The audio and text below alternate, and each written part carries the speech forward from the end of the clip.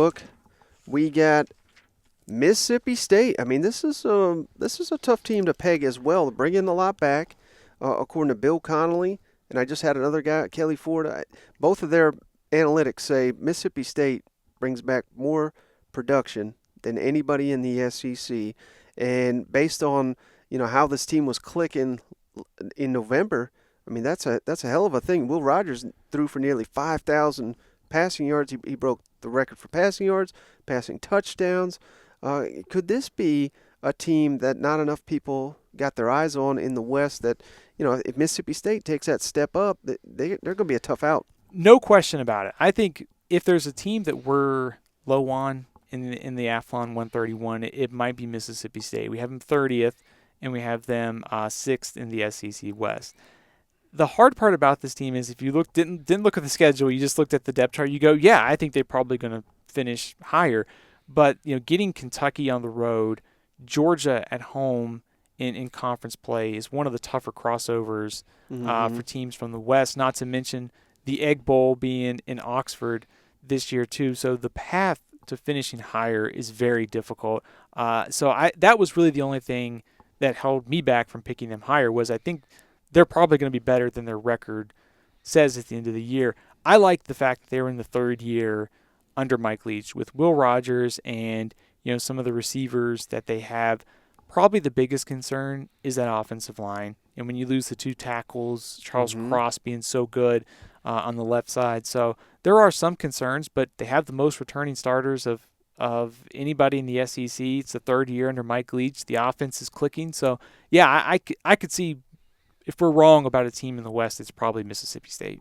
And Mississippi State, they always got such a weird non-conference. We got Memphis, which, obviously there's some controversy why you lost that one. But at Arizona, what can you tell Bulldog fans about Memphis and at Arizona? I mean, you got to assume Mississippi State's going to be favored in those ball games, right? Absolutely. So Memphis is picked somewhere in the middle of the American Athletic Conference. Definitely not a Cincinnati or Houston or UCF. Those are the top three. Memphis falls somewhere in that middle tier. I'd say still dangerous, but I think probably the player that Mississippi State fans will be most excited to hear about, Calvin Austin, is gone. He's no longer at Memphis, so they don't have to worry about him and his big playability on returns or on offense. So I would suspect Memphis is going to be right around 6-7 wins.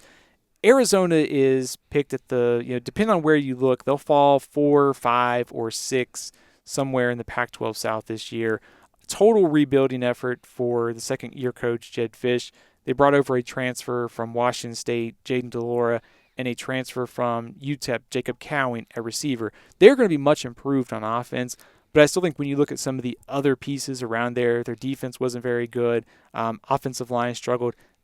Despite Arizona getting better, I think that's a game Mississippi State should be favored in and should win. Now, and a lot of people, when you talk Mississippi State, we know what we're getting from the offense. But what about the defense with Zach Arnett? This feels like this team can only go so far as the defense, forcing turnovers, making big plays, making stops.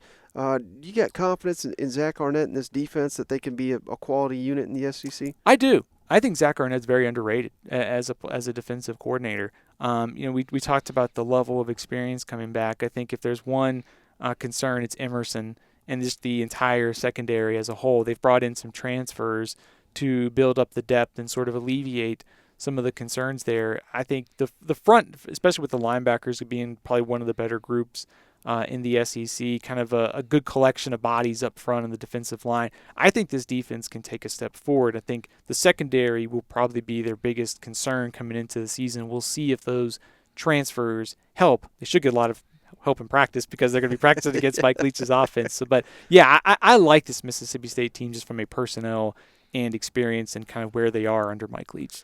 In the special teams, they got good returners, but kicker was just a huge, huge issue. Now they're bringing in a guy from Coastal Carolina. Massimo Biscardi, yeah. Hey, there you go. You know him, so you know your stuff. And he was outstanding. So assuming he's the starter, I mean, that's a massive upgrade, right? No question about it, because we were just talking about Arkansas and LSU in the special teams. The fact that if you start thinking about, okay, well, you may play in 5 games that are decided by one score. You now have an automatic kicker, and maybe Mike Leach trusts him, and he doesn't have to go for it on fourth down, 5 times a game or whatever. Right. So, yeah, I mean, I think it seems weird to say this, but all these teams are clustered so close together that even a boost at kicker, having somebody who goes from having the worst kicking situation to being middle of the pack could be the difference in a couple close games, because we saw what it meant in the game against Arkansas last year and other close games as well. Mm-hmm. All right.